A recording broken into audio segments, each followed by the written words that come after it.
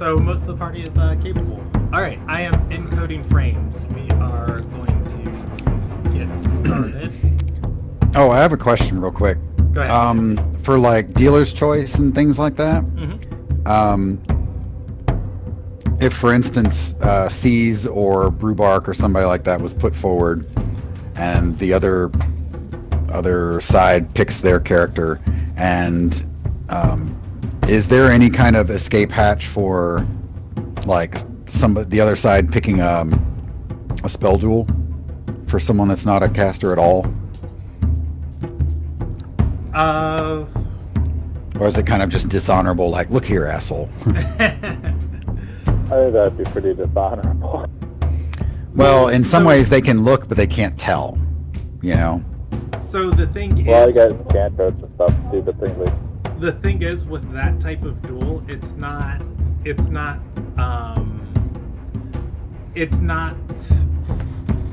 like you pick your participant and then they pick the duel and pick the person best suited for it. It's, I want this person versus that person.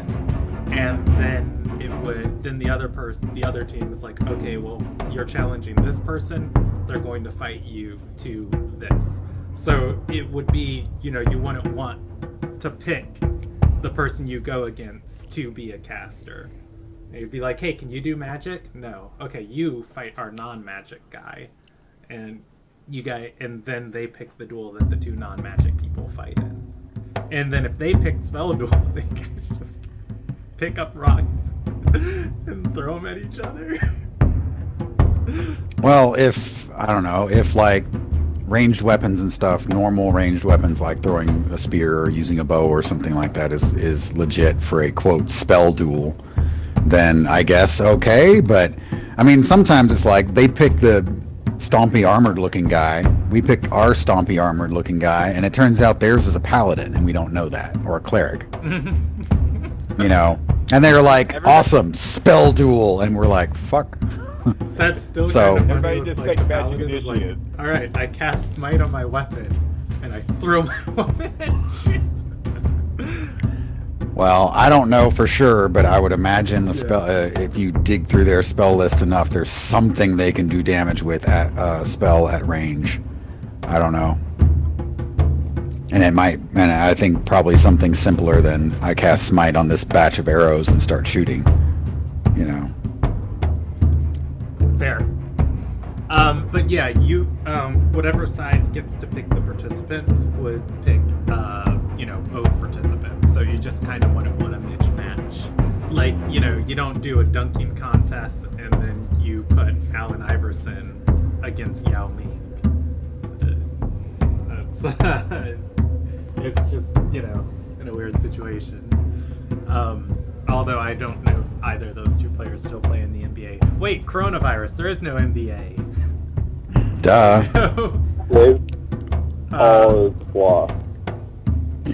We are going to get started, though. I'm going to move us over to... Yeah, I'm just mentioning that because that's really the only thing that you can run into a situation where, like, a character literally has nothing that they can throw at that situation. Fair. Unless there's some kind of, like a non-magical character can use a certain kind of staff that throws, magic bolts or whatever. I don't know.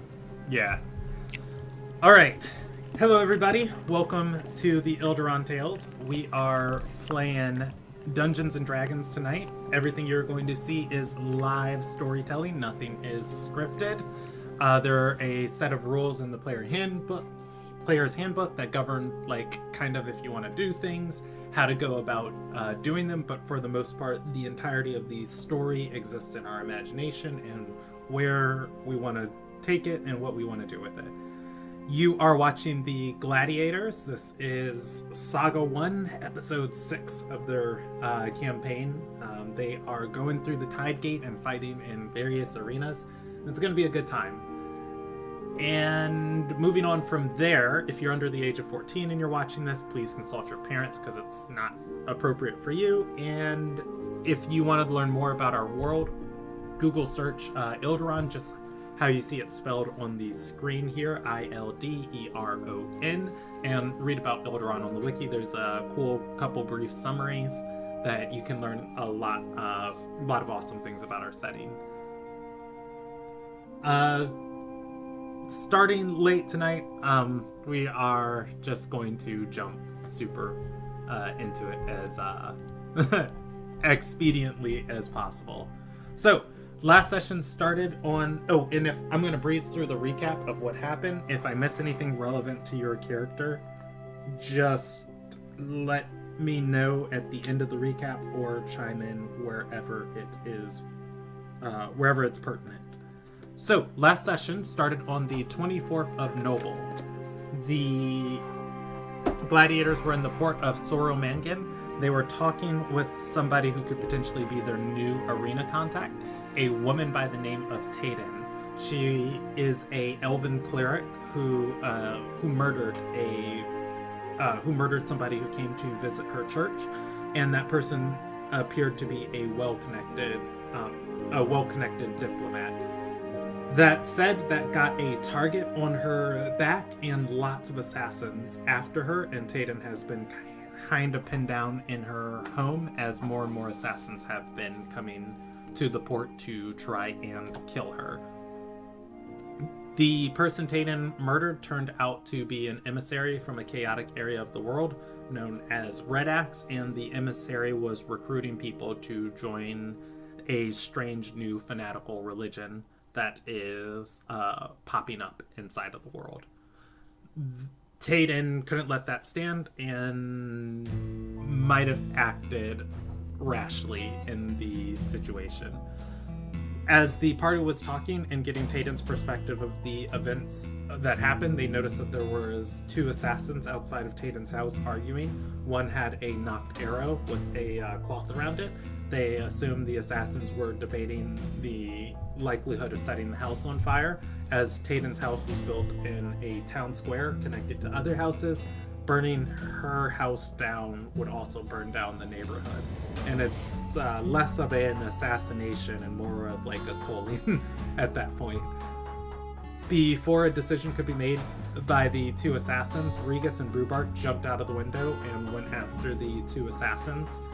The one with the arrow lit it on fire and aimed it at Brubark. Brubark did not stop charging, rushed the assassin. The assassin shot, ignited Brubark, and Brubark still did not stop charging, and the assassin fled. The other assassin, Mela, was trying to stop the archer from setting the whole neighborhood on fire, and after Brubark and Regis went after the archer, Mela just kind of casually walked away. From there, the rest of the party took the opportunity and distraction to sneak Taden out of her house, and then they, talking to Taden, figured if they can find the Ruby Alliance contact inside of the city, whoever's contracted for the Ruby Shadow, they can get the bounty on Taden's head removed if Taden can repay them the amount of money they lost on their investment. So the party went looking for the contact, and then Regis and Brubark lost the assassin, went back to the house, went back to Taden's house to see their party was gone, but found that Mela had snuck inside and was hiding on a cabinet, likely not trying to ambush Taden or anything whenever she came back to it. And talking with Taden, they decided to try and find Taden's employer. With Mela. Oh, Mela. Yeah, thank you. From there, we jumped over to XV, who had split from the party earlier with Grimstone. Grimstone did not want to stay in Soromangenn. He does not like the port.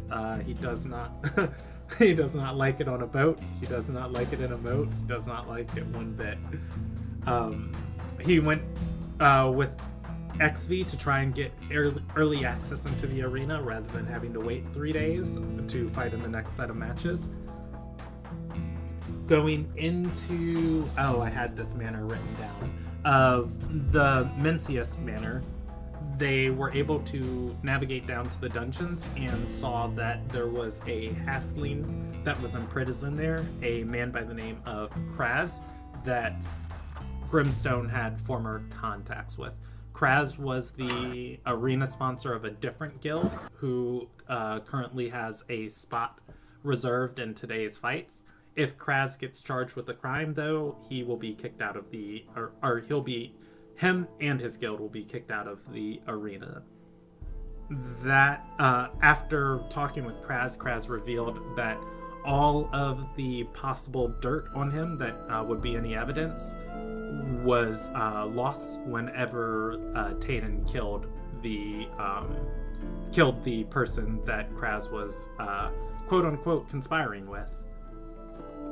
That said, Grimstone didn't waste any time trying to debate with the crazy halfling, and instead went to go try and find the cleric that killed the lady so he could find the body, find the evidence, get Kraz charged, and have you guys compete in the arena fight this evening.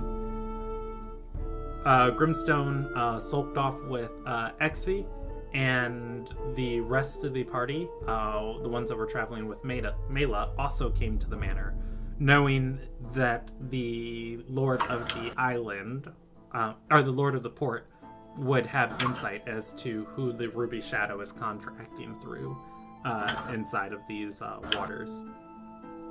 They didn't get very far on that endeavor before they were stopped by some wood elves. Zeeth is a very different type of elf, none that anybody else has seen before, but for the first time Zeeth was noticed by some wood elves that claimed Zeeth is carrying a curse that is infectious to, that is dangerous to others, a corruption that is inherent inside of him. After debating back and forth with these wood elves, they resigned to let him go, but did warn that they would be keeping an eye on him inside of the port. From there, the party ran into Grimstone and Exvi. Once they were all together, Grimstone informed them that he was looking for the cleric that killed the lady, and once he did that he could get them entry into the port.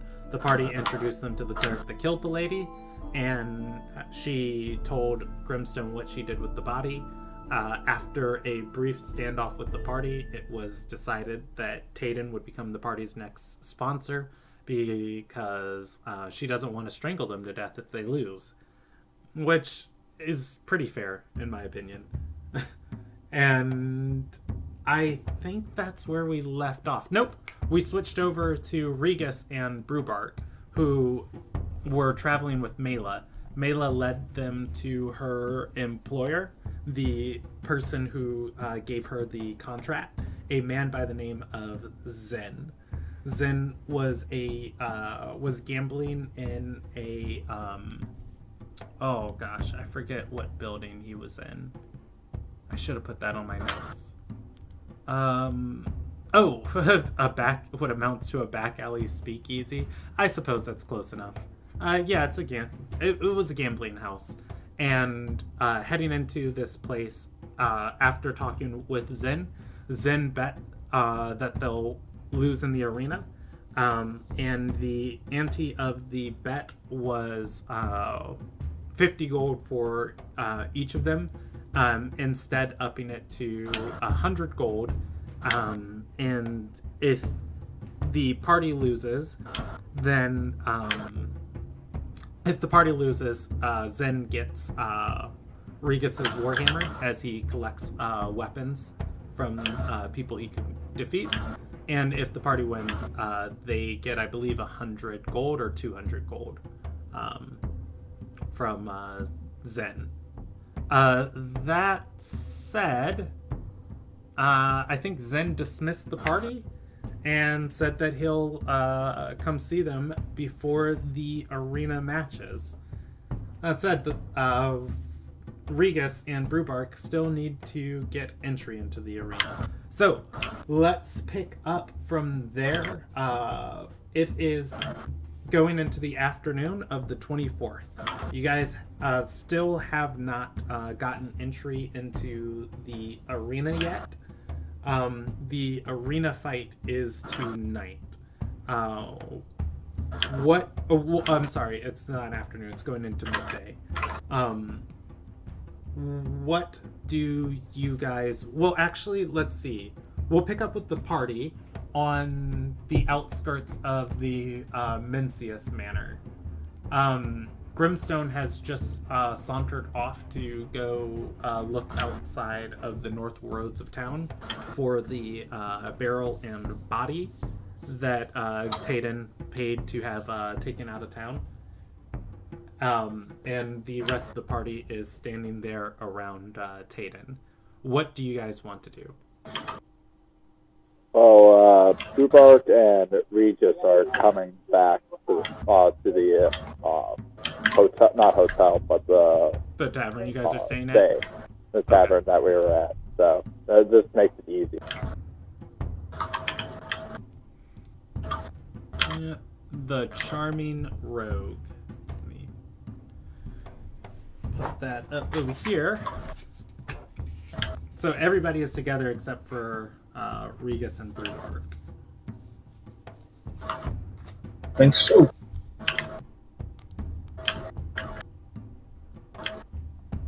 When you say tonight, like, how long is like, how many hours is that? How many hours is it? About 7 hours. Okay, so. Alright. Wasn't there some folks that would want to go try to locate this body or something to that effect? Yeah, Grimstone said he was going to do it. You guys got into a tizzy or a tuffle, verbal tuffle with Grimstone. And he said the sooner he's done with you guys, and the better. At least we're on the same page.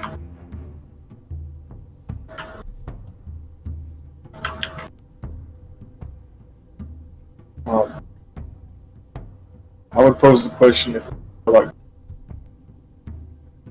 at all prepared for tonight, or is there some stuff we need to take care of showtime? Or maybe is it possible that we'd be able to scope out who it is we'll be fighting, before we get there tonight? Are you asking in character or as a player? Yeah, yes. I'll pose that. I'll post it. XP will speak up for the first time in a long time and go, there won't be a fight tonight if Grimstone doesn't find that body. We're not going with Grimstone.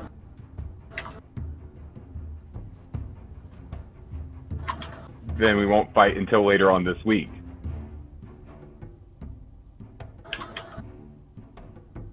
Brandon, I thought it was tonight. Yeah, the fight is tonight. Grimstone is going to get the evidence to charge the halfling with a crime. Once the halfling spot's removed, you guys will presumably take his spot if Tayden pays for you. Otherwise, we have to wait until we get signed up to fight, which won't be until 3 or 4 days from now. Okay, I thought that we were. Okay, that was a misunderstanding on player's part then.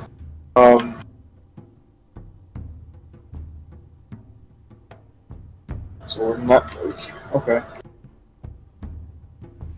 I would still pose the question, though, whether it's tonight or later, we do probably need to find out who it is we're fighting.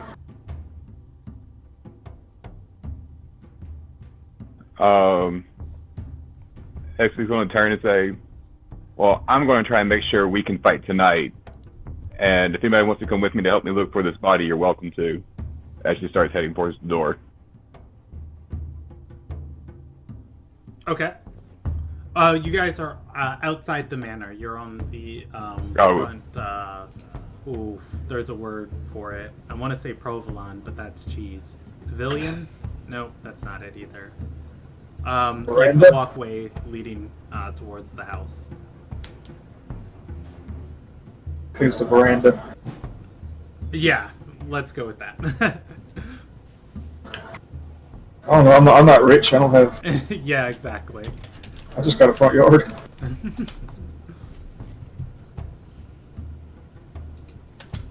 All right. Does anyone want to go with XV?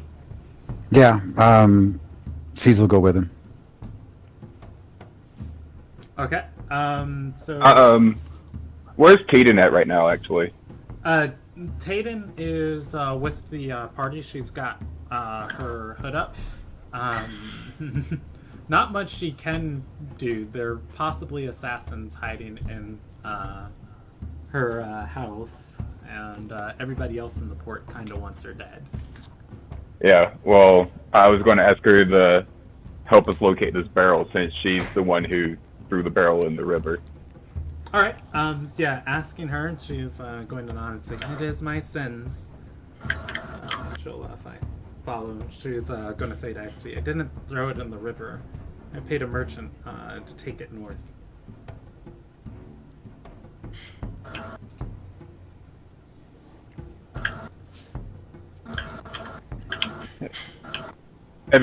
XV looks at her, and then looks towards the sun to figure out where north is, and starts heading north.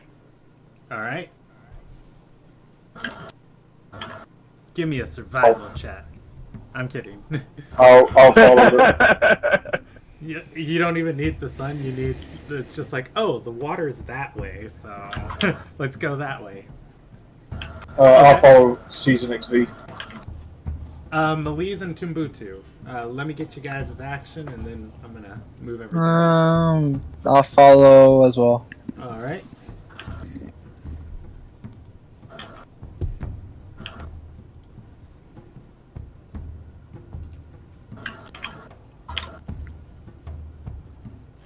Okay.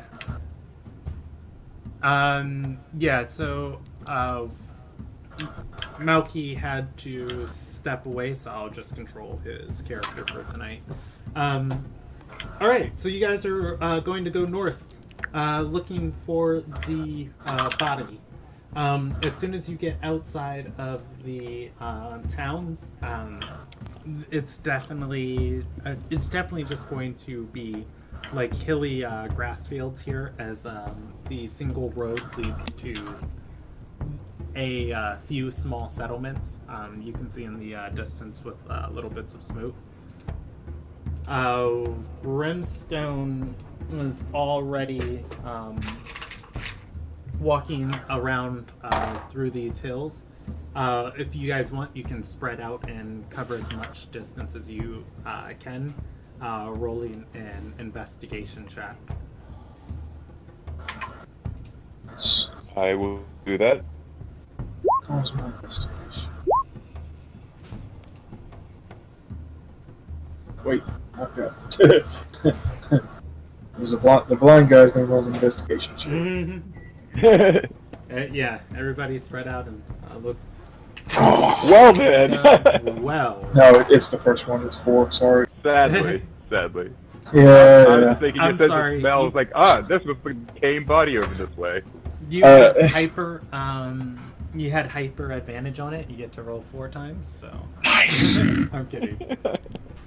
Oh, I'm yeah. rolling for Tumbutu and. Oh no, Tumbutu can roll for himself. I'm rolling for Malise. What am I rolling again?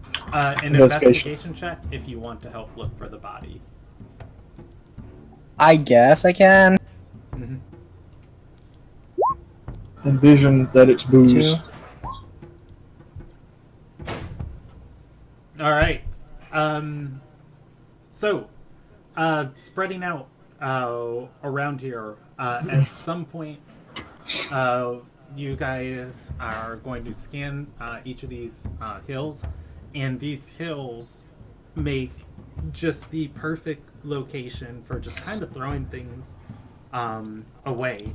as far as like looking from the town, you really can't see what's behind each of these. Some of them are like small divots. Some of them hold, puddles of like puddles and areas of like a muddy deposit in the circles of these. And going through some of these, you're going to see like different rotted discards that have been thrown away by merchants, caught on breezes, the remains of animals like thrown into these like far hillsides and stuff, like the remnants of campsites. And you're on Timbuktu and XV are going to get to one where there is a broken barrel, much like what you'd expect, although the barrel is empty. But whereas most of the time, as you guys have been going through these hills and where the water collects, it's kind of like a puddle of water on top of grass that's like killing the grass. Instead, this is all like fresh mud here, as in the water and the grass and the dirt have all been disturbed and mixed together. XV and Timbuktu can both assume something's been buried here. Oh wait, what point of day is this again? Now it would be going into the afternoon. It's like 12 o'clock, heading towards 1 o'clock. You cut out. It's like 12 o'clock, heading towards 1 o'clock. Have I been to a bar recently? I don't remember. Last time you drank was early this morning before you went out scout. Last night, yeah. I couldn't remember if I was sober or not. So I'm definitely sober. You are sober, yes. Guys, think something was buried here. I think we should. You broke up there. We should definitely look into this. Well, then we dig. I mean, I don't want to get my hands dirty though. So if you guys want to do that, you guys can. I'll make sure nothing's around the perimeter watching us, because that could be sketchy. Can I do a bard? Can I do a bard thing? Let me see. I think the first thing we need is some appropriate tools. It's a bard. Ideally.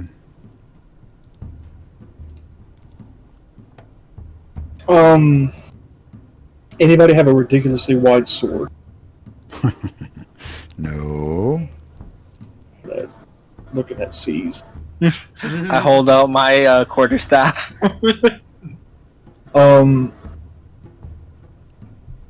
there any trees nearby? Or like fallen lumber, something like that? I'll roll you a percentage die. Wait, I got an idea. You said there was a broken barrel nearby, right? Yes, there is. Okay, I would like to take some of those like moderately curved planks from the barrel and start digging at the dirt. Okay. Yeah, you're able to make an improvised shovel.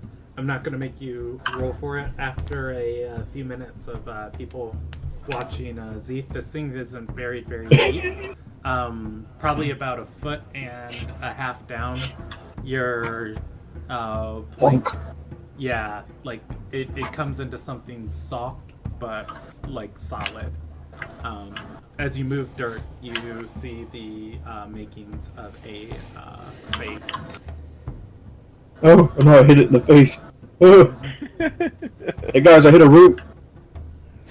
That's not a root. And C's will get in there and help pull whoever that it was out.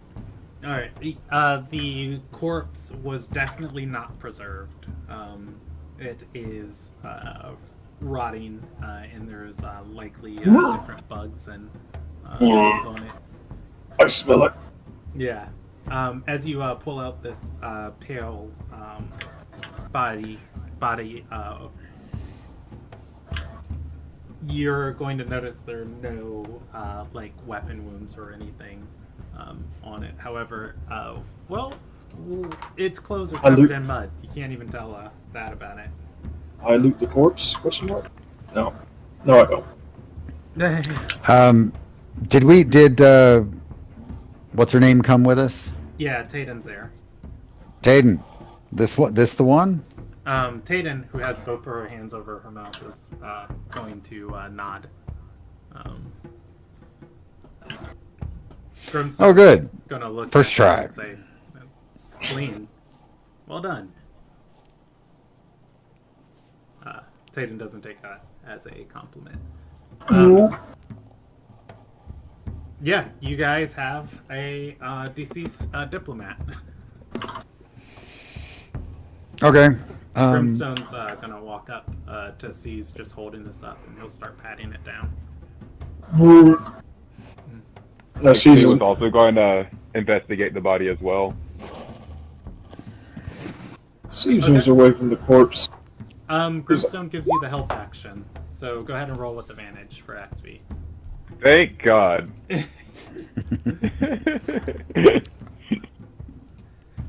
It doesn't take long before you find a couple ruined pieces of parchment, scrolls that are rolled up. They are soaked with mud and water, and you also find a small box about the size of your hand. I It opened is the box to ornate, see what's inside. also covered in mud. Inside of it is a tiny chunk of wax, a delicate, small, almost like the size of a pocket knife, like the size of your finger, and it looks like a whittling tool. And you also see a stamp with a hefty piece of rubber on it. Okay. A signet. Right? And Alright.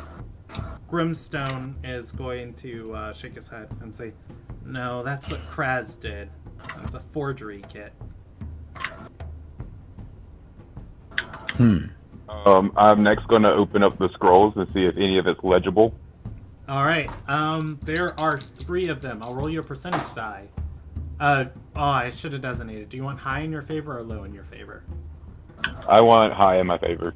All right. The first one is legible.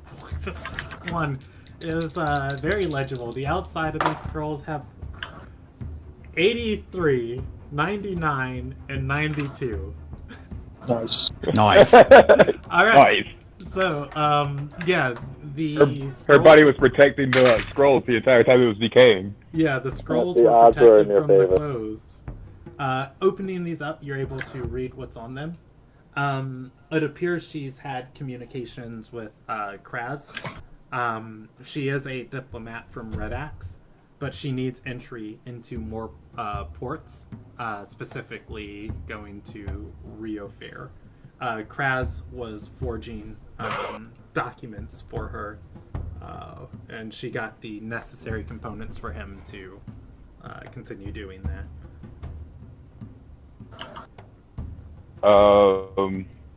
XP turns to Grimstone and go, "Is forgery a crime?"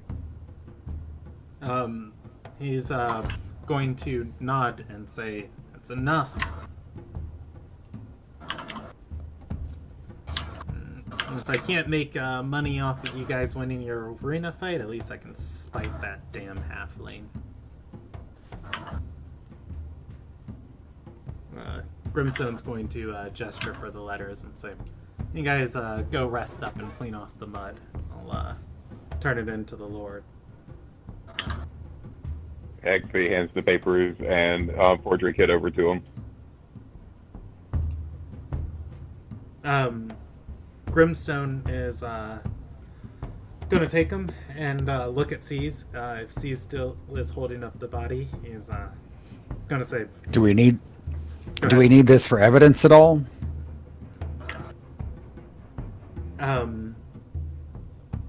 Grimstone's going to shake his head and say, I'd burn it if I was you.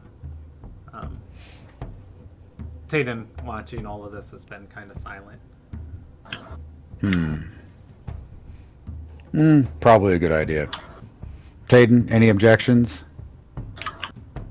She's going to. No objections from me. Yeah. None, Your Honor.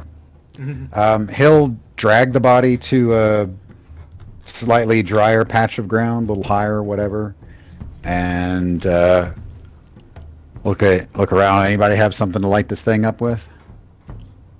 I got flint and tinder. Well, you're gonna need some fuel. Start throwing barrel rungs at him. Oh, there we go. He'll take one, snap it in half, crush it up a little bit, stick it underneath the body, start making a pyre. All right. I'll gather more fuel. Yeah, it takes you guys a little while to get this started, but after about 40 minutes or so, the wood catches, burns enough to start drying out the body.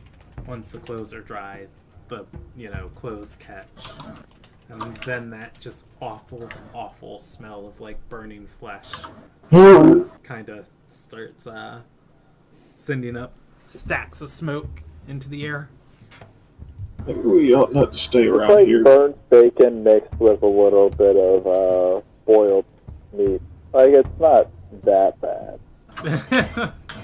Yeah, but it's a little rotten, so that smell gets in there as well. And not to make any of you more squeamish, but yeah, this is kind of necessary when you're fighting undead. So this is kind of like the smell of victory to me.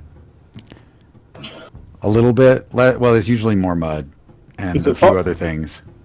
Is it possible for a drow to look pale? It is now. Tayden's going to speak up and say, she was planning to go and try and spread her message to more ports. Might have saved the world in killing her. Good job. XV nods in her direction. All right, Ilderon Tales is over, guys. Well done. Save the world. Go on. Did we just screw around with a noble story? Is that what happened here? Nah. It should be. After making sure this is burning, you guys can go and reconnect with the rest of your party. Okay. I don't know. That's a little suspicious. We need to rinse a little bit so we're not just like covered in mud tracking our asses back into town. Just like use some of the dirty water to rinse off the bigger chunks of mud and stuff. Okay. Please don't say chunks. As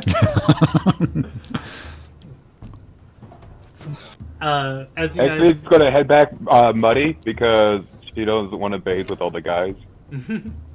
That's fair. I'm not talking about bathing. I'm just talking about stick your hands and your feet in the slightly less dirty water to get the big chunks off. Shake them around a little bit.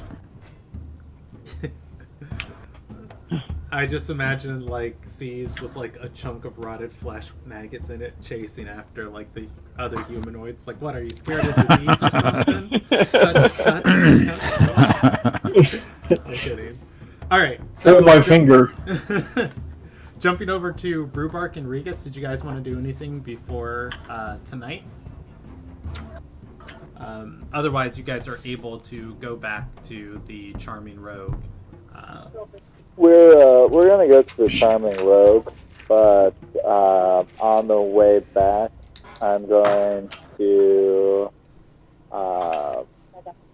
probably make sure that Regus stops at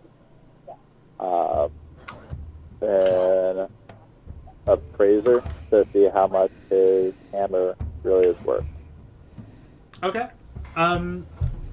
Yeah, you would be able to find, I guess, a weaponsmith here. Wouldn't be a very popular trade. Most people come with their stuff. Sitting down and looking over this weapon, this small in total, I can give you the price of it right now.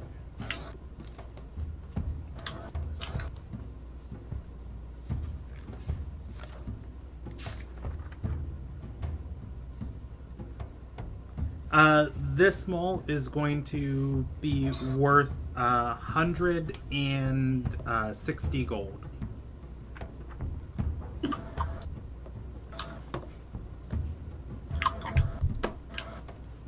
Cool. I also sent that to Alice. Okay. Cool. At that point, we'll go back to the Charming Rogue, and hopefully a party is there for us. We have had no contact with them, so we're just kind of hoping that they decide to go there. Okay, I'm gonna do the math on the mall just to make sure I did that right. 5.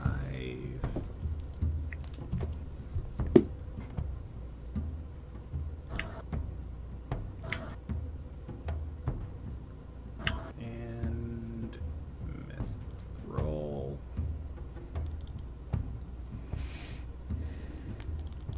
Making sure I'm not cheating you guys.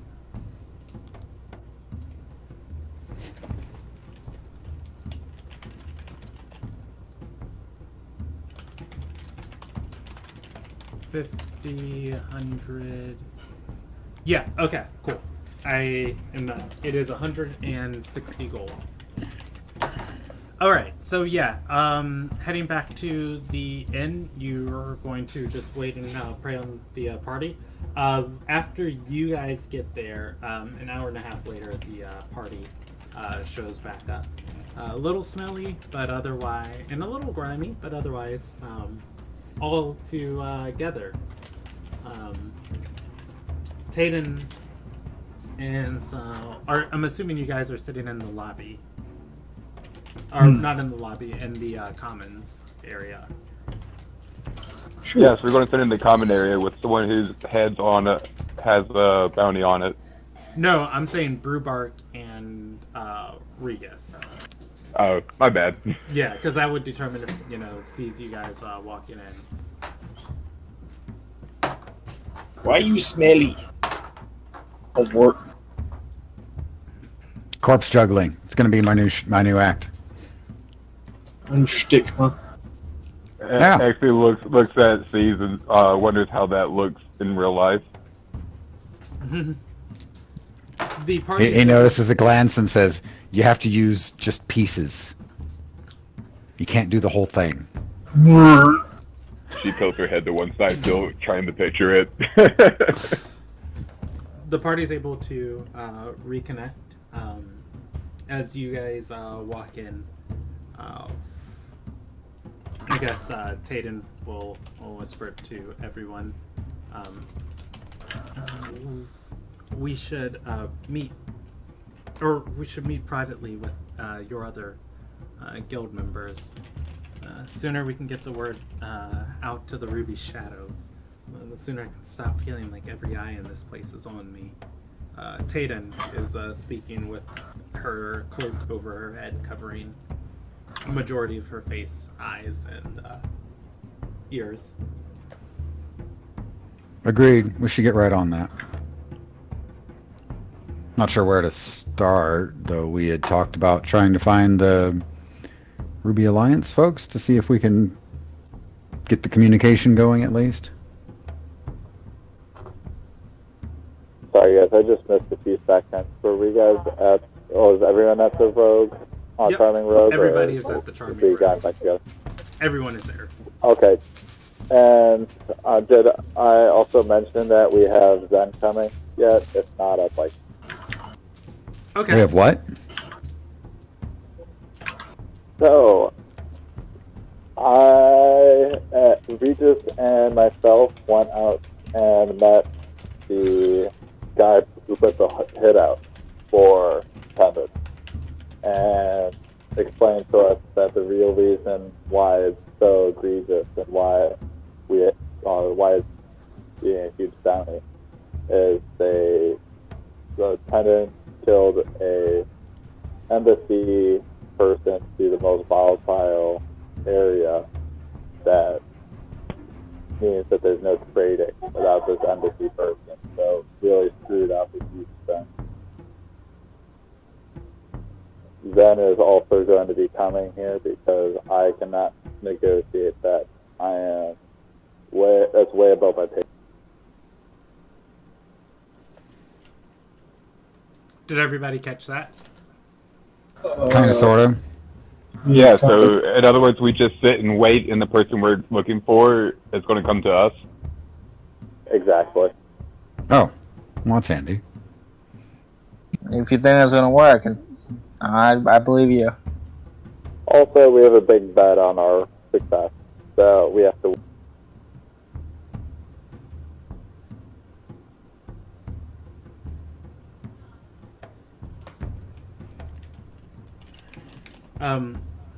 Actually gives her serious face at that. At Bruvark and say, I have a big bet. It's my mall on the line. I put down my money too, so it's my bet too.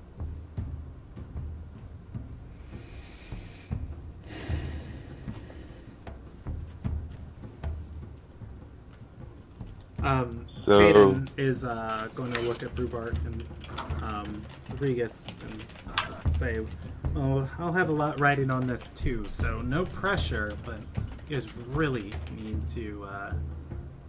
You can fight well, right?" Oh, yes. Never We lost. all laugh a little bit. Mm-hmm. That's all I XP do. gives her XP gives her serious face again, which ironically is not much different than a regular face. Like the brow furrows just like a millimeter. Yep. He is basically Captain Holt from Brooklyn Nine. Can't you tell? I'm emoting. All right. So yeah, as you guys are sitting and talking here, it only takes a few moments before more and more eyes start to fall on the party. Some conversations quieting up. Some just turning their full attention. What do you do? You don't know. I mean, this could be on Taden. This could be on Z. As you are going to notice, just waiting here for maybe 10 minutes, a group of wood elves shows up to inside at the door. And they're going to walk in, take a seat across from the entertainment.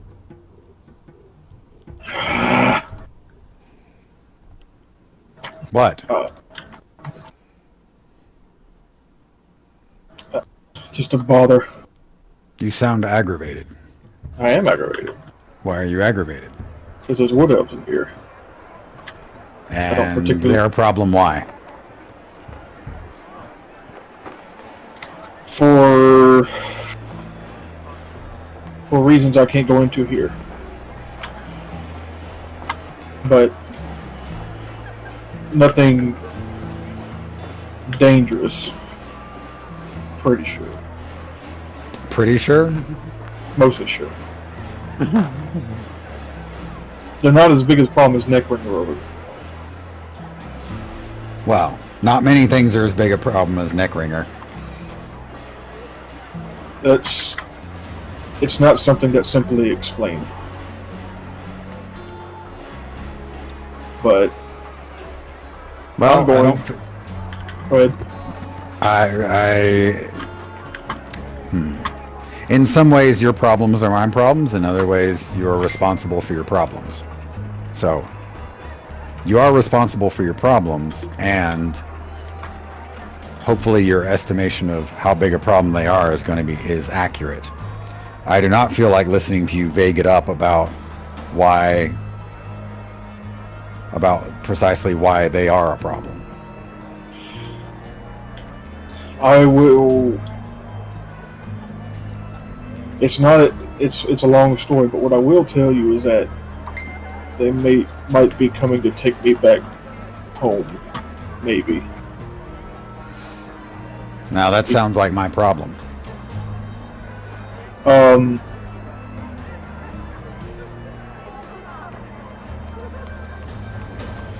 We were going to try to get like a more private place to talk with with Tegan, right? I'll, If you want to, if that's something you guys are capable of. I said, well, how about this? We need to speak with Tegan anyway. I'll buy a room where somewhere more private I can explain. I can give you a proper answer. Okay. I'll go in to the barkeep and ask if they have any private rooms available for rent. Yeah. On the first floor, there is a long room, a dining room for people who want to celebrate. It's got a door that leads into it from the outside and a door that leads into it from this common area. And, he's going to point you to it, walking around the entertainment. You're able to get there. To rent out this place, I was going to say, just give me a couple of silver. If somebody else wants it and pays more than you, I'll give it to them. Use it as long as you need. Okay, I'm going to reach in my pocket and I'm going to offer him 5 gold. Like, fuck, I got 5 gold, and no one comes in that room until we're finished. He's going to talk to one of his serving staff and say, hey, stand in front of the door. The guy is going to nod and say, yes, sir. They follow you to the room. A lot of you shuffle in. As you do, he closes the door behind him and says, just knock if you need to open it. Who, before everybody goes in there, I forgot, which 2 players were talking with the Ruby Shadow people? Brubark and Regus. Alright, I think one of them needs to wait outside so that they can identify the Ruby Shadow and lead them into our room. Eric, if you're cool with it, Brubark volunteers. Brubark volunteers. She's going to entertain people outside and try and make a little bit. Okay. Alright, everybody shuffles in. You have privacy. Inside of this room, there are 2 windows on both the southwest and the southern side of the room, allowing for a pleasant amount of sunlight to come in, although that most of it is overshadowed by the building. This room is lit by daylight. There's a hefty wooden door on the southwest wall that leads outside onto the road. It is not barricaded, but it is locked and closed. In the middle of this room is a long wooden table composed of multiple dark planks of wood. You said there's a window? Yes. Are there blinds over it? Yeah, I would say there's shutters. You can definitely shut this area. I was just saying, this room isn't lit by torchlight or anything. Okay. Well, actually, yeah, there are torch sconces. So if you shut the windows, you can light those. Okay. Well, I'm gonna move do the shutters. Okay. Yeah, you are in a dimly lit room.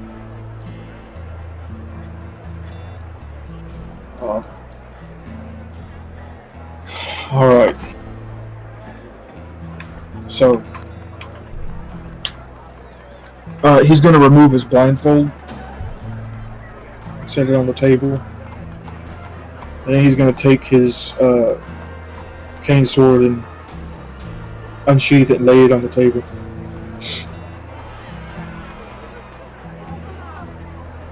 I'm from a place on the other side of the world called the Alien Forest. Alien Forest. My family and other elves like me, shows a skin tone, are being kept in camps. I escaped with the help of my mother. My mother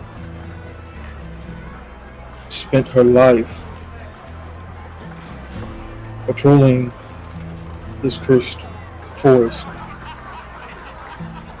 and was tainted herself. And in recompense for her sacrifice, she was forced to live in this camp. Whatever titles, lands were taken. And that's where she raised me and my two brothers and sisters. I was the only one to make it here. And the reason that I'm trying to... the reason I'm in this arena is I hope that somehow I can earn enough money, prestige, to free my family. And, well, the entire... everyone. I can. I honestly don't know if my family's... Hayden is going to speak up and say, I wasn't born duty-bound. There's a secret to those woods. Did your mother know it? Is it what cursed her? She never referred to it as a curse. It's just part of who she is and who we are. I've never been any different than how I am now. Neither have my brothers. All her time was focused on teaching what she felt we needed to survive in those, with the hopes that one day we could leave there, take those skills that she spent her lifetime honing, make something of ourselves. I think in a way she always knew that it was not, or suspected that it was not going to happen without bloodshed. It's not something that I would choose to engage in otherwise, but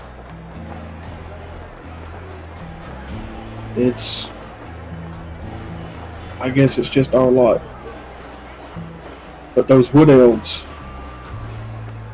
are probably members of the same circle that make sure no one gets out of those camps.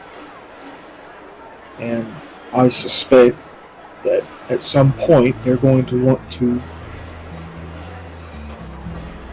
take me back. Or I'd heard rumors that some people that tried to leave were killed. I don't know. Some people leave and they never come back. So I don't much care for wood elves, fair or not.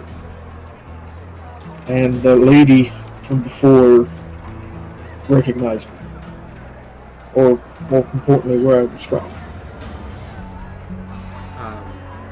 Tayden is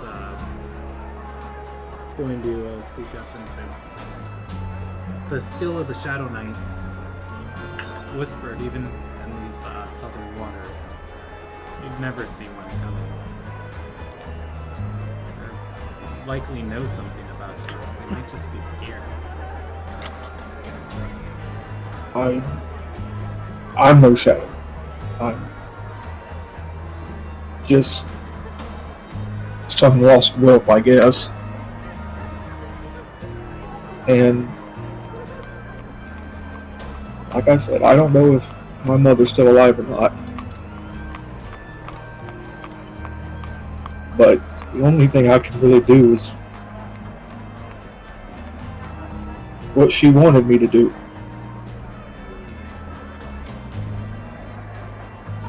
guess in a lot of ways it doesn't matter.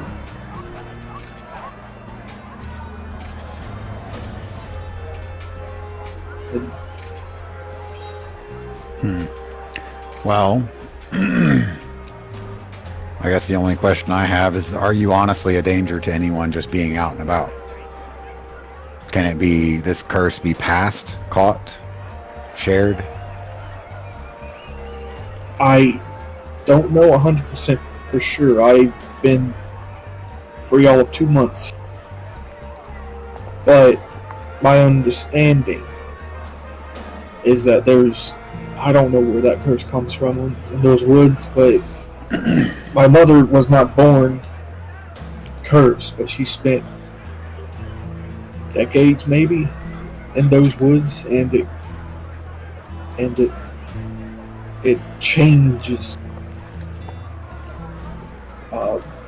I don't know if it made her any more violent, or I don't know if it changed her personality, but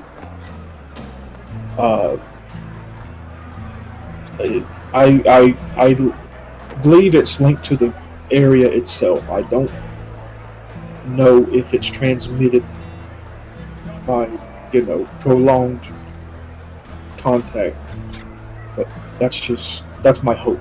I don't know. I've not stayed in any one place for more than a couple of days at a time.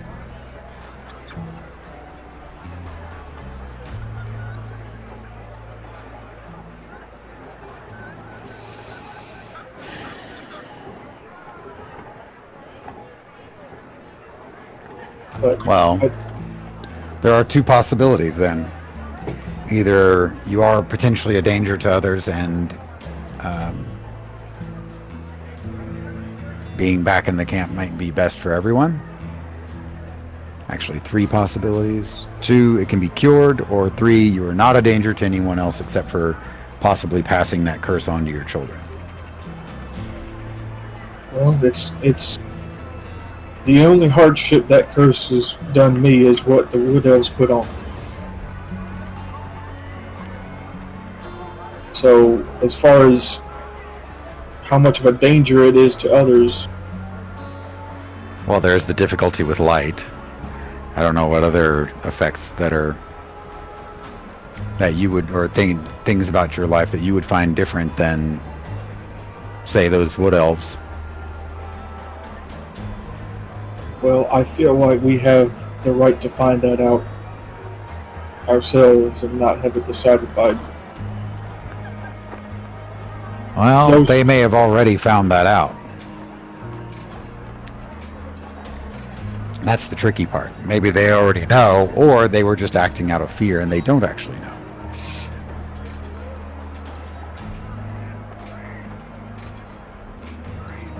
I can't deny that logic, but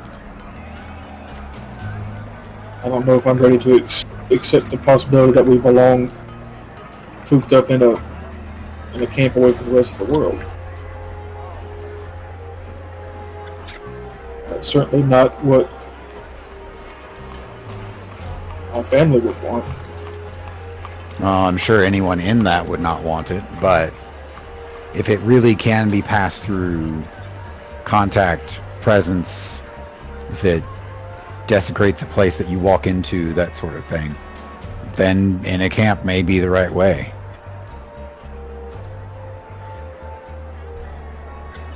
I'm not saying it's kind, I'm saying that that's the best for everyone involved, potentially. Tayden's going to speak up and say, you said it took your mother decades, centuries even, before she fell to whatever this is. Perhaps. My mother. Go ahead. I don't have an exact number. I know my mother's duties as Shadow Knight put her in that forest, and as far as I understand, that was her entire career.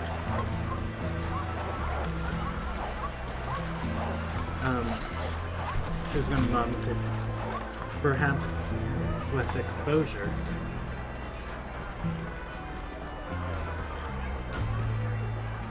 I mean, if all it took was to just quarantine before this and no one go in there, I have no love for that place. It's a nightmare. It's just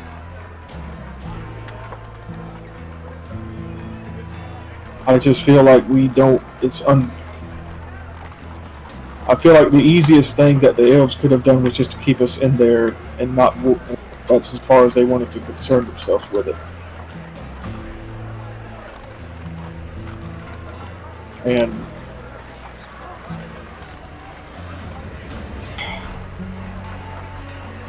I don't have all the answers. I really don't. I can't give you anyone any assurances of any, of is it do we belong there? Do we not? But if someone were to discover actual evidence that you being out and about with this curse is potentially giving other people the curse around you, would you go back?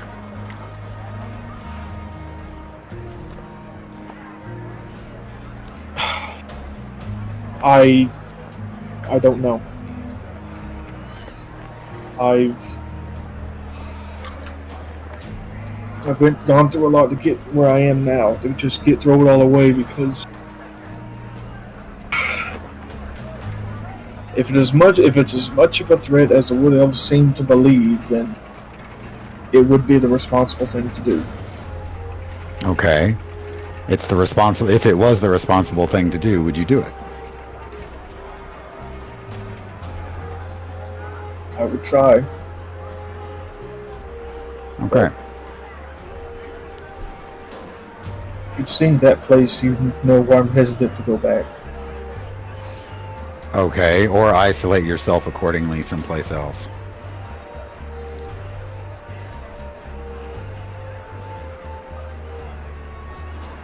If that's what it takes, that's the responsible thing to do. Okay.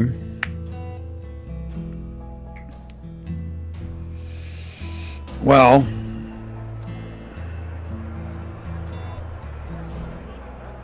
there are many possibilities then. We could go to these wood elves, confront them directly, and say, if you have evidence that proves that you being out and around with this curse is going to curse someone else or desecrate holy grounds or what have you, present it, and then you will go back or isolate yourself. And if they cannot present it, tell them to go away and leave you alone. If they don't, fighting gladiators is usually considered to be a bad idea outside the arena.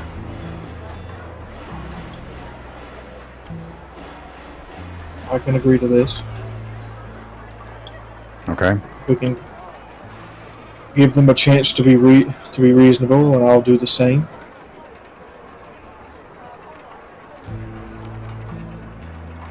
But sounds good to me. Anyone else? Pieces on us, please. Regis will jump in and say, I will fight any of them if they... I'm in agreement. Actually, will nod.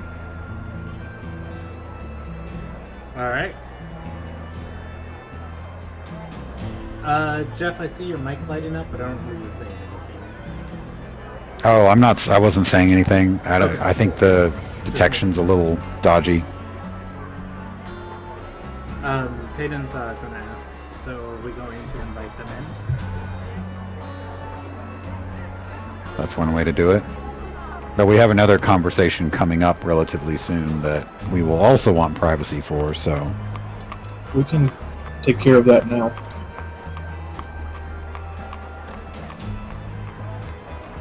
Alright. If you guys knock on the door, Well, go I can ahead. take care of our other I meant to say take care of our other conversation first. Oh, okay. then so while we still have the privacy proposal.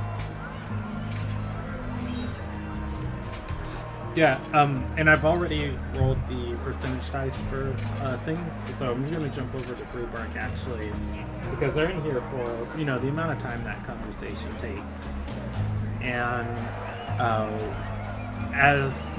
Brewbark is just entertaining people outside right now, or in the main. The time it's around where it's coming to a conclusion is the moment you see Zen step into the tavern. He doesn't have any of the great swords he had before that he was winning from within the gambling den. Stepping in behind him is Mela. They chat for a second before they split ways, walking in opposite directions of the tavern. He's going to move towards the tavern key. I'm going to be proactive and approach Zen myself and say that we wanted some privacy. I would love for you to join us in our... Okay. As you start... as you approach him, you hear him say, I'll take the usual. Oh, alright. Where's your room at? The tavern keep looks over his shoulder and says, they got the usual room. He smiles. Following Brewbark to the room. Before Brewbark leaves the actual barkeep, I'm going to offer Zen a drink and take one myself. On What is her specialty here? Zen would be all about the specialty.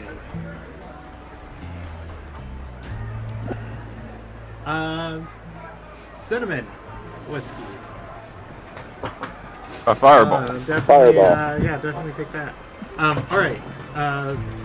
So yeah, he'll take a glass of cinnamon whiskey and follow you into the room. Stalking, the door opens, interrupting the party's conversation. Brewbark, and stalking behind Brewbark is, let me pull up Zen's description. Stalking behind Brewbark is a slightly taller human mercenary. He's got pale skin and brown hair. He is, to the best of your ability, looks unarmed. He's got a large, goofy smile on his face as he steps through. Looks at the table that I assume everybody's standing around. He's going to walk to the other side of the long table and take the seat at the head and say, "It left me my favorite chair. You guys trying to impress me or something?" Brewbark raises his glass and say, "Well, it's not every day that we meet the head of the Ruby." Just a little bit of kick-ass. Wider fit. Tayden, who still has her cloak up, pulled over most of her face, kind of looks down and to the side, and he's going to say, "Here I am, paying all of these assassins to bring me your head, and you're just hiding right under their nose. Your friends told me you want to try and pay for the funds you lost. I don't think you're going to be able to do that, but I'm here to hear some offers."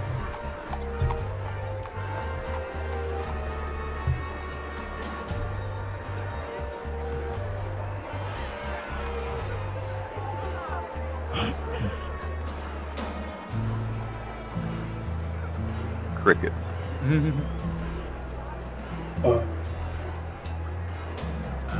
He's going to... So Oh, go ahead. he's gonna slip his blindfold back on real quick. Now look at us. Well, first step in deciding that is finding out how much gold we're talking about. be a lot easier for us to tell you what we can pay if we know how much we need to pay. Right. Let us see.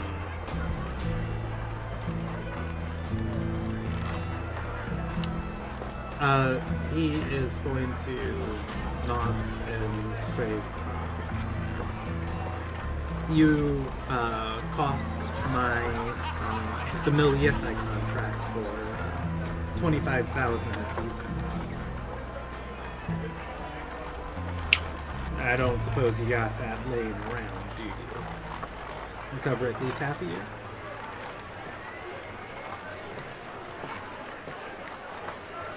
We have something equivalent.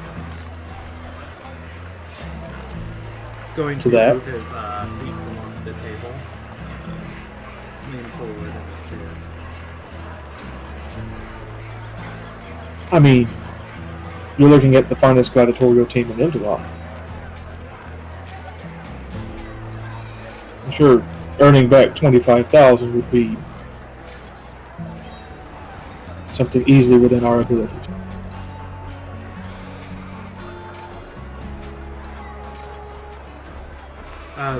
He's gonna say that's 25,000 a season, 50,000 Yeah. a year. Yeah, no, hold on a second. You're not talking about money you actually lost. You're talking about money you were anticipating to gain, but you have not actually gained. And you don't actually know that you would have gotten all of that, do you?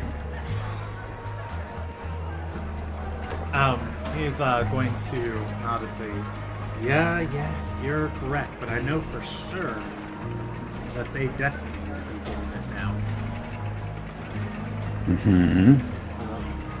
So let's take He's, this down out of the going to- he's gonna, let's like, take this shake down his off the hand. tower and say this is not a 25,000 that you were guaranteed to have gotten because you've gotten it for the last 5 years running or something like that situation.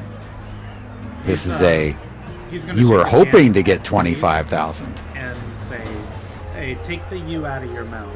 We're not talking about me. I work for some very powerful people. I'm fine. Whether that woman lived or breathed was of no concern to me. Just do what they tell me to. You is also a plural. The not well educated Zen is going to. It's the okay. Shrug. If it's just about the idea of a lost potential investment, well, we can just replace it with something that's equal or greater value. He's gonna nod and say, "That is why I'm here." And like I told you, we can get the finest gladiators in Ilderon. He's gonna say, unless you're the Mentori champions, you're not gonna be pulling in 50,000 a year. I mean,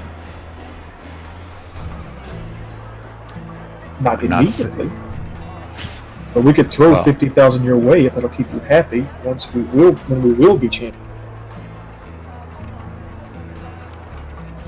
If it'll keep you happy, of course.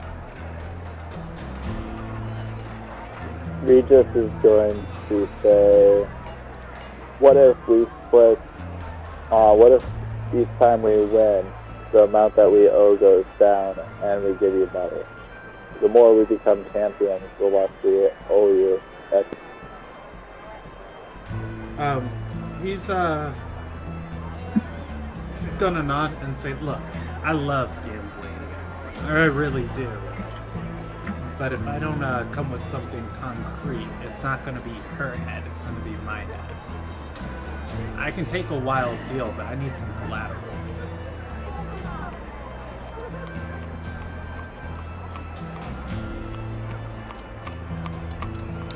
What kind of collateral?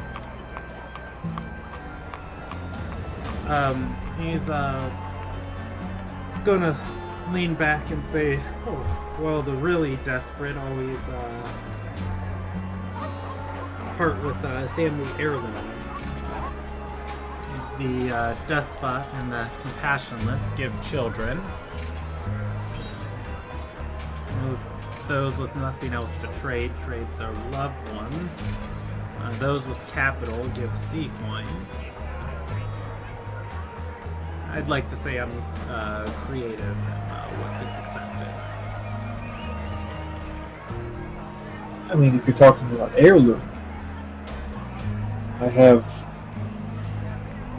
a slightly modified, the slightly modified blade of a Shadow Knight.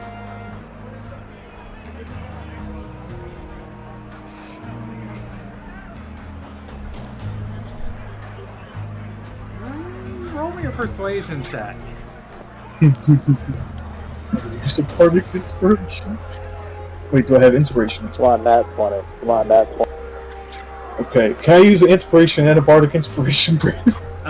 You are not Kanye West yet. You can't inspire yourself, but you can use inspiration. You can't. You keep telling me that. I keep forgetting. Wait, can okay. you use? I don't I think think you can give yourself bardic inspiration yet. It for is 10 something bards can do. You can inspire others through stirring words. Other than you you. use a bonus action on your turn. Choose one creature other than yourself within 60 feet. That gains your bardic inspiration die. And you're a College of the Sword. Yeah. Okay, because each college modifies how your die works. Yeah. Okay. So I will definitely use inspiration for this one. Okay. I'll use mine. I'll give him mine. Okay, I'm using his. Go ahead and roll a persuasion check. Alright. 25! 25, okay. Let's see. College of the Swords. Yeah, it's for like to do damage and stuff. It's to fuel, like, basically they have their own maneuvers. Oh, okay. And that's what their bardic dice use, yeah. Okay. Alright. So, let's, 25. I used to do this, and I'll jump back into the session. I just used to do this joke of, I'll tell you guys after the session of mine. All right, 25 on that persuasion check. As you pull out this sword, you are speaking his language. He's going to say, "I like you guys. It's almost like you collected a bit of information on me before you got together. I take gambles and I collect weapons." Says, do you hand it to him? Yes. Yes. It is literally just a blade. The hilt and stuff had been removed and replaced with like the handle of his his cane, but the important part's there. Yeah, he'll look it over, whistle, and say, "We weren't kidding about that. Shadow Knights do not drop easy, forever. Maybe one dies a decade. This is nice." He'll sheath it and say, "Alright, I'll just hold on to this. When you get 2,000 more gold as collateral, you can get your weapon back. And we'll talk about the rest of what you owe." Zayden's going to look up and say, "And the assassins? They'll be told to hold off. At least until the a comfortable amount of collateral is given." He's going to nod, standing up, and say, "Oh, by the way, be watching your arena match. I've got a good little deal riding on it." He just is chiming in. There's no way that we're going to be losing. And when we do, don't forget to pay me back.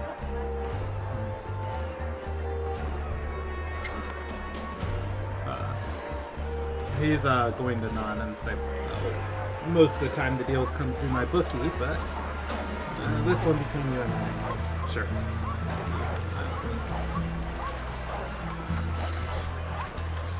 Well, Tubark also winks at him for a completely different reason. He doesn't know why people. he stands up. Says, with that said, if you need any other contracts taken care of inside of Soromangenn, you know who to call. Yeah. Yep. Oh, me. I'm not enthusiastic about signing over our large potential profits for someone who is overestimating his future earnings. C says that. Mm-hmm.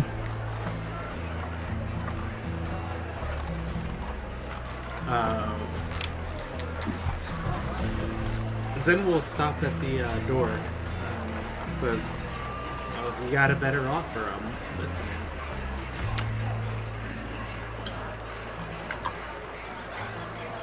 Only that the total is made something more reasonable.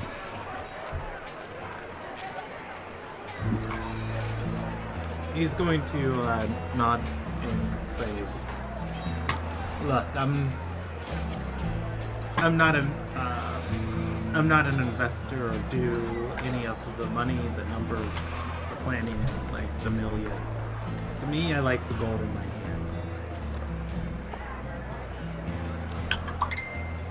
I like the gold in my hand too, and I think they probably like it as well, but they were also banking on this whole trade caravan situation going well, as I understand it. Which there are no guarantees for such things. If it's not one bandit group, it's another. If it's not one war-torn country, it's another. There's always something that's going to waylay a caravan. You just do your best and hope that it gets through. He's going to look at. So this guaranteed 25,000 is inherently ridiculous. He's going to look at Tayden.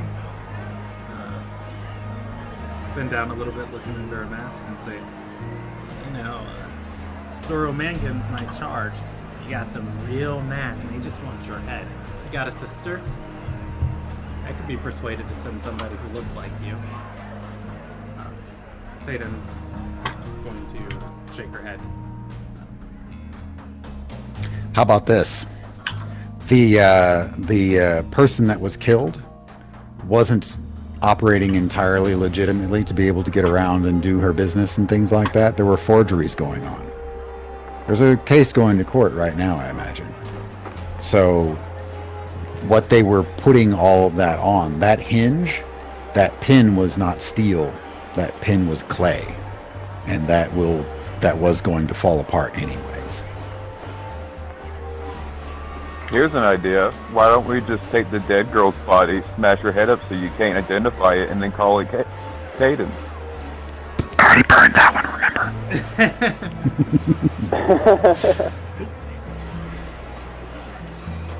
I forgot. I know. Those moments when you just want to have a spare corpse sitting around, that'd be great, but no. He's gonna nod at Caesar's statement and say, "My last forger got picked up by Mencius, thrown in the dungeons. Fool's probably gonna be executed by the end of the week." Yeah, but if that's the forger I think it is, that forger was involved with the person that Tayden killed, and so all of those wheelings and dealings weren't going to fly anyways.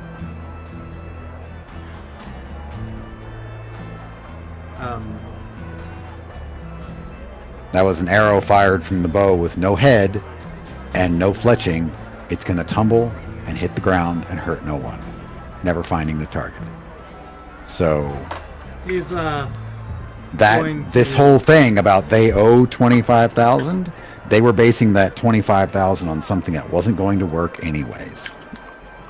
He's going to nod and say, "I'll tell you what. If you can get my forger off,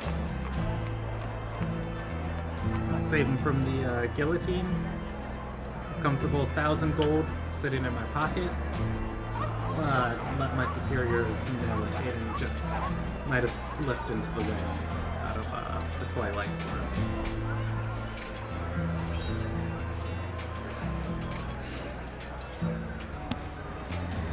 I think there are other ways of doing this without losing your reputation, which, as I understand it, is probably most of what you work with. XP's going to telepathically talk to Steve. He's evil. All he does is shady. He doesn't care about his reputation at all. C's nods a little bit.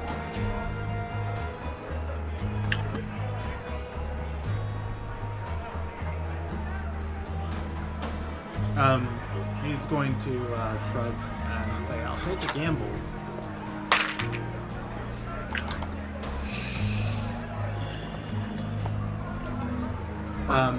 And he's going to Well, throw up the way I see it, fingers. we've found out that this forgery was going on, and the fact that it was going to fail eventually anyways, we're doing you a favor, and you owe us. She did you a favor, pointing at Tatum. Because you would have found that out when you were eyeballs deep in whatever deal, or they would have found it out when they were eyeballs deep in whatever deal, and then the whole thing fell apart.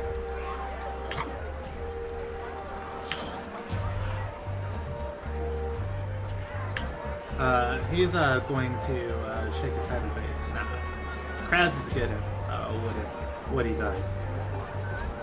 If he was making documents, they would have got her into any port she needed to be in. But I'm not too concerned about that.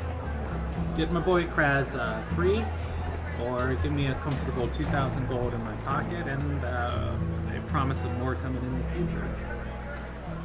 I think both of those are legitimate."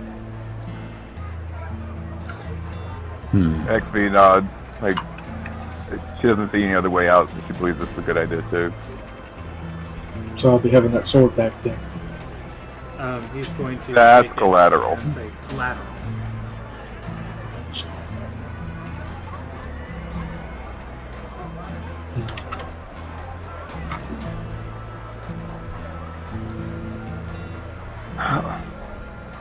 XP goes and opens the door for him so he can leave.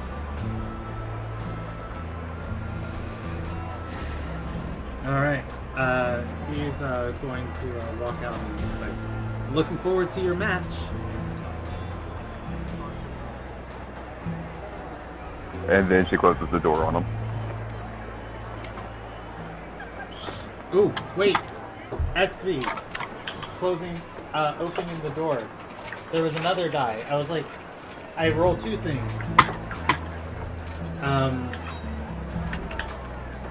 As you close the door, or as you open the door, walking out, you're going to see Zen freeze. Brimstone is in the end. He's standing near the entranceway, looking around, scanning over the crowd. Brimstone and Zen make eye contact. You can still choose to close the door, but that is something you do see. Alright, she'll freeze to watch the interaction. They're going to walk up to each other. They talk back and forth, exchanging a couple words before Brimstone walks by. Zen shoving his shoulder, like giving him the cold shoulder, like the Patman hard shoulder. Skulking Brimstone. If XV just stands there with the doors open, Brimstone's going to walk up to him and say, "The evidence is delivered, and Halfling's head is good as dead by sunrise. Serves him right." Looks to Tatum and says, "Go pay the sponsorship fee. They're all yours." I guess if he's looking over the room, he's gonna say, "You fucks, hope you get glory, and I hope that the world sings your name. Actually, looks at him sad. Rhubarb looks at him sad. That was really nice. And Brimstone is going to hunch over and walk up towards his ring. Actually wants to tug on his sleeve real quick, and offers, why don't you sponsor us this fight? Hayden can sponsor us in a couple of days.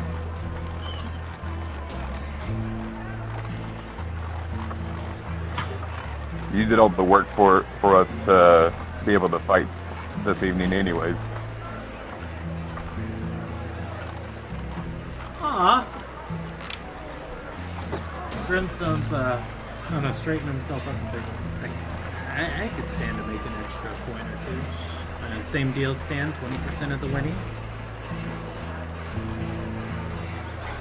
Can we have 30% since we have other issues we need to be able to pay off anyways? Extortion. Highway extortion. You guys extorted this man from 10%. You extorted this man to 20%. Now you're pushing for 30. Roll me a persuasion check. You better flash those baby blue eyes. I was about to 25 again. I was about to pull my hair away from my neck again.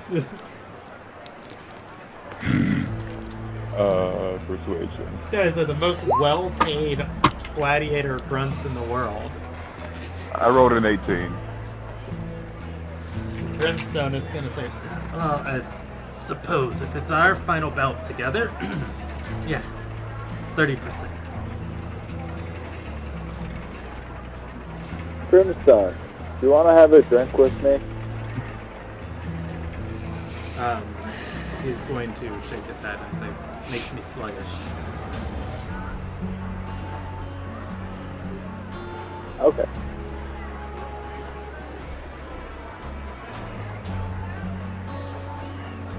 Hey, Grimstone Buzzkill. Are you guys comfortable with ending there for the night? I don't know if we go to 3 o'clock or 3:30. Pretty sure it's 3 o'clock. Well, it sounds like the next thing to do is wake up and go fight, so I think this sounds like a good spot unless we have other plans.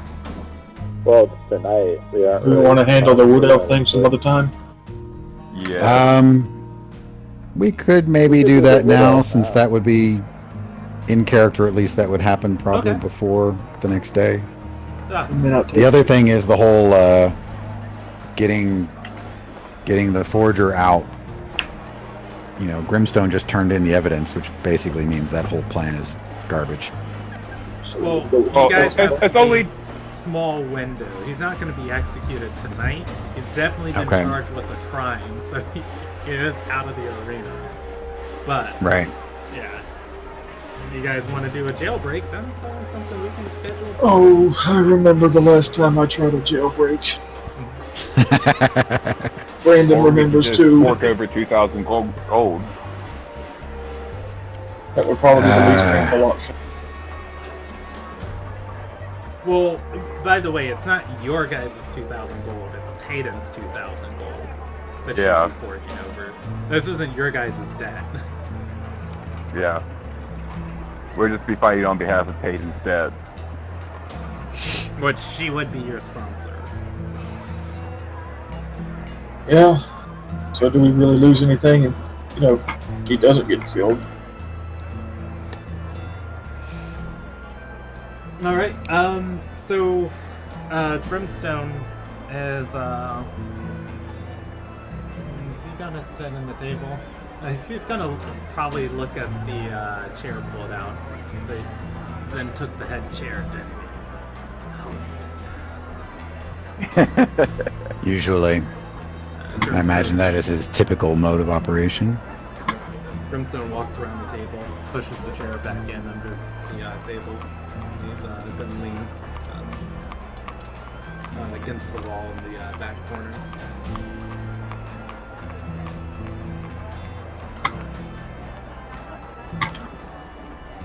Do you guys call in the wood elves? Yeah. Next, XP please. is going to take this moment to leave because this isn't her backstory, and she's going to go rest up. All right, that's fair.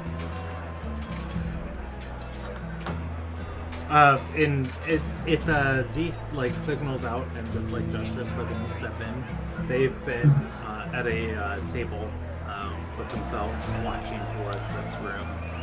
The minute you gesture for them, the three of them in the room all stand and walk in unison together.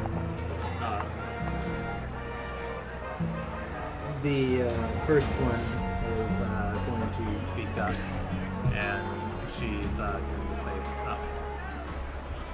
I'm here on behalf of Lord Mencius. I'm Raymer of his circle. And since you would not come and see the Lord, he sent us to keep an eye on you until you agree to a meeting.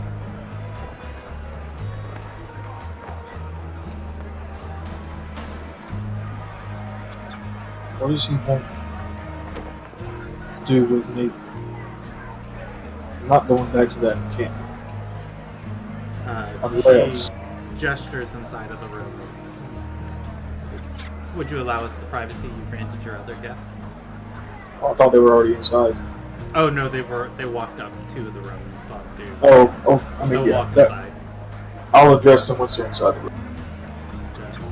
As okay, and you ask, what does he want with you? Yes. She's going to say the process to become a Shadow Knight is intense. It's difficult. It takes perhaps 100 years of rigorous training. And not all who strive for it or are born into the duty are able to succeed. But still, those who fall short are some of Ilderon's greatest warriors. They're not the best of the best, but they're the best of the rest. They're sought over throughout different circles within the world, many of which have found their way into Lord Mencius's circle. The knowledge of what's in those wars, the duties of the Shadow Knights, it's well known amongst us.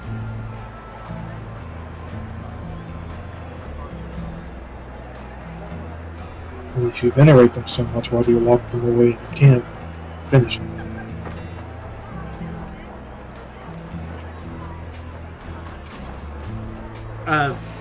And Wesley, just to make sure I have you equipped with the right knowledge, the Right. Shadow Knights are not the people locked in the camp. They're the people patrolling that forest for the corruption and destroying it. But his mother was a Shadow Knight, though. Yes, his mother was She- a Shadow Knight.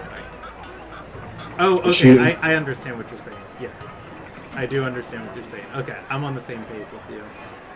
And I think, because I was confused, that deserves an insight check from the NPC if she understands what you're saying. And she does. That's fair. And she's going to say, Shadow Knight who's fallen to the corruption is of no use to the rest of the pack. That said, for their service, they're allowed to live out the rest of their days in the Blood Rivers. Now that's a fancy way of saying. That's a fancy way of saying being locked away. I don't know how much of an honor I would consider it having your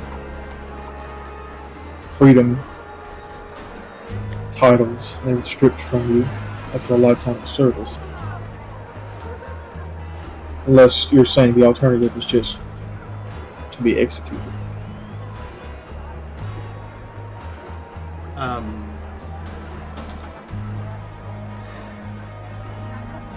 She's gonna kind of bite her lip and say, I don't know how they did things in the I don't know how they did things in the Lost Era. If you do, but I was told this is a much more palpable.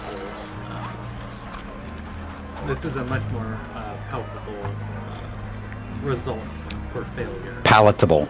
Palatable. There we go. Result for failure. What's failure? Shadow Knight who's corrupted is one who has failed at their duties. To fight the very thing they were trained for.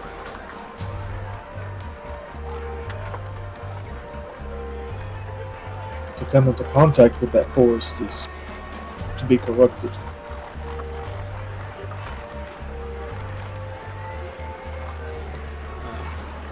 She nods and says, and this force is what is within you.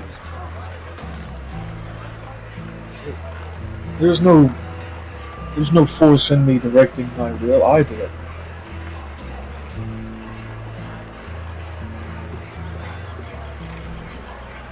But Go ahead. arguing at this point isn't doing us any good. You mentioned Shadow. What does Shadow Knight have to do with me? She's going to say, well, you asked what Lord Mencius wants with you. I just wish you to know that he knows more of your home, knows more of your homeland than likely anyone else in Soromangenn.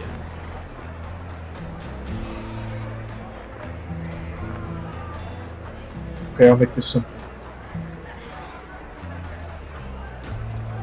If I agree, I will agree to meet to him, but I have two conditions. First condition is that the moment I step through those doors, I won't be ambushed and shipped back to the Alien Forest against my will. She is going to nod. It's like, this is agreeable. Second is if he does not already know, I want to know what happened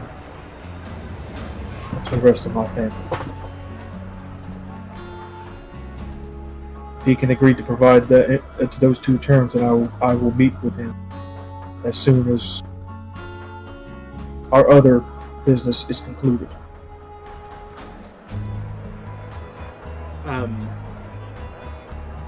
She's going to nod and say, these can both be agreed upon.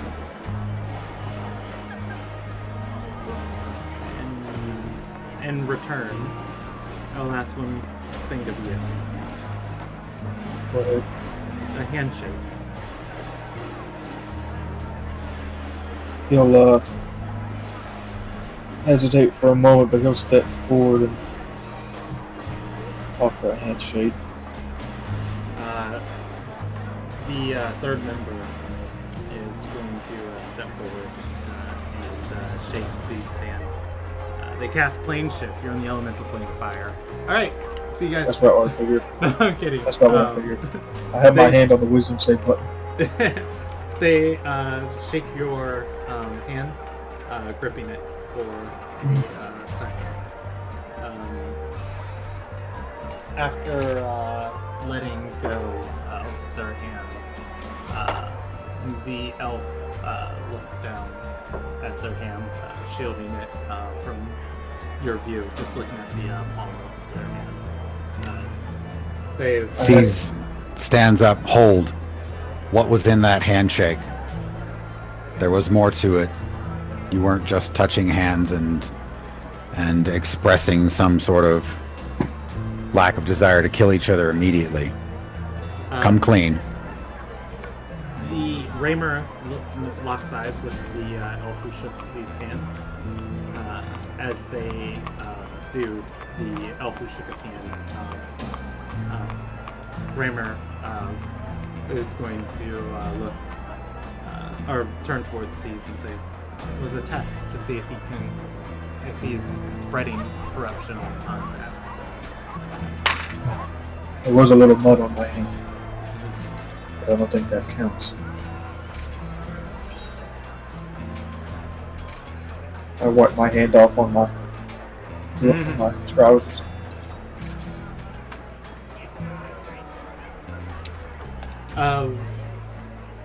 The one who shook his hand is going to speak up and say, I am free from anything that would seek to grasp my essence. That had better be all of it. Can I make an insight check, Brandon? Just Go for it. I will even allow your perception check if you want to try and look at its hand. perception. Better. I mean, it is.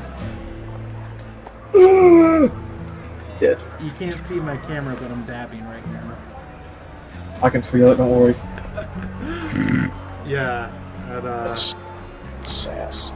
5, you sense the elf, but with the blindfold, you can't make out what goes on its hand. I don't know whose hand I shook. Yeah, fair. Was it even an elf? She was shaking sees his hand. Insight, though, you feel this person's being truthful. That's fair enough. And I'll allow Zeke a free history check, just because culturally you would kind of know what your mom was trained to do. Let me make sure I have... Yeah, I guess I do have Jack of all trades on. Alright, oh, that's a little better.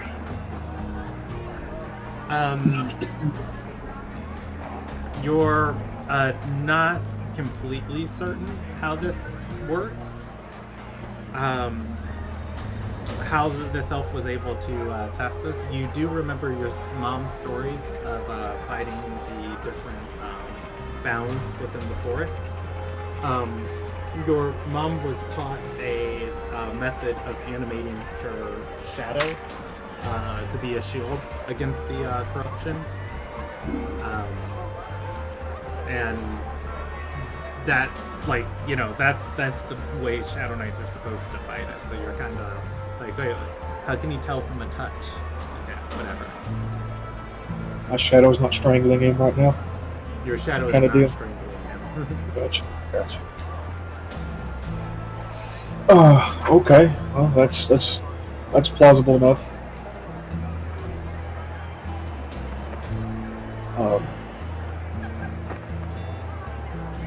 Okay. Sounds good. All right. So Zeke has agreed to a meeting. Let's see. Raymer will say, how about dinner tonight at Lord Mencius's manor after the arena fights? Win or lose, you're all invited. I'll have to confer with my fellows and provided we're in the... We might be busy busting people out of your dungeon at that time, so we'll get back to that. Provided we're in physical state to do so, we'll consider it. Arena fights are tricky. She'll nod and say, Lord Mencius is quite astute on who he invites into his circle. The best of the best are, rather, I guess the best of the rest are with us. We have an excellent staff of healers in the manor. Should you seek it, we'll be able to make sure you're in good spirits after your fight. Until then, she bows slightly. The other two bowing after her. Raymer Stay safe. walks out.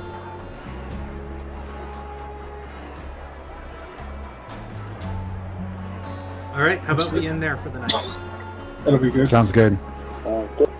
Okay. Yeah. Just good session. a couple things took a little longer than I anticipated and got bigger than I anticipated. Sorry. No, that's fine. Is everybody comfortable if I just move them to level 4? Or do you want me to go through and do what's that exact amount? Because I just set mine to Let's 2,800. see.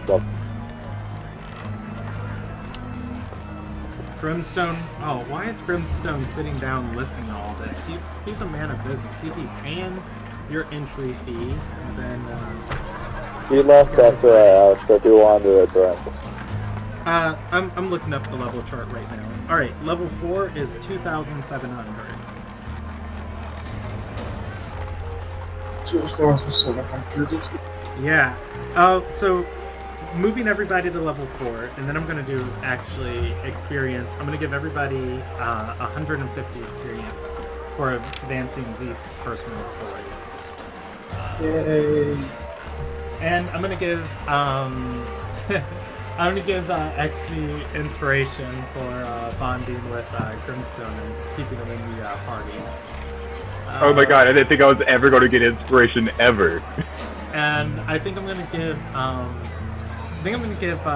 Z, not Z, C's inspiration too, for just like, hold up, man, I don't like this part again. When Ruby Shadow doesn't make good deals, then it's deals that favor them. Do you guys want regular inspiration, or do you want me to roll? Roll for me. Okay. I will see what this turns into. I'll take a roll. Oh my goodness gracious! I can't believe I still have not put your guys' thing on here. Yeah, I'm gonna complete this table right after tonight, so I don't have to keep rolling manually.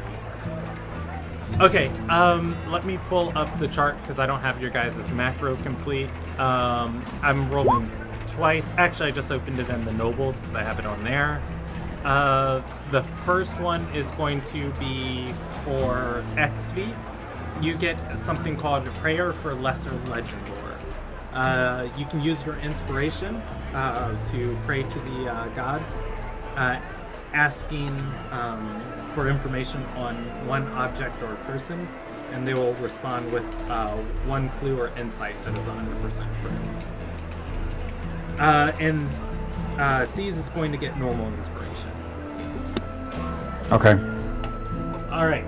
And your next session is going to be on the 19th.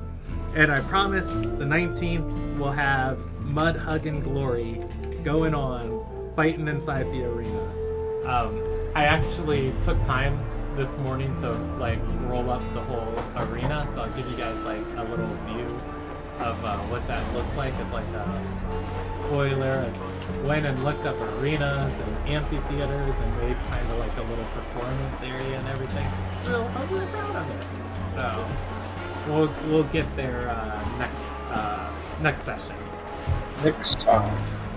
Everybody who is watching, thank you very much for watching. Here's the end card with all of the artists whose art and stuff I used for these sessions, some of the places I got things.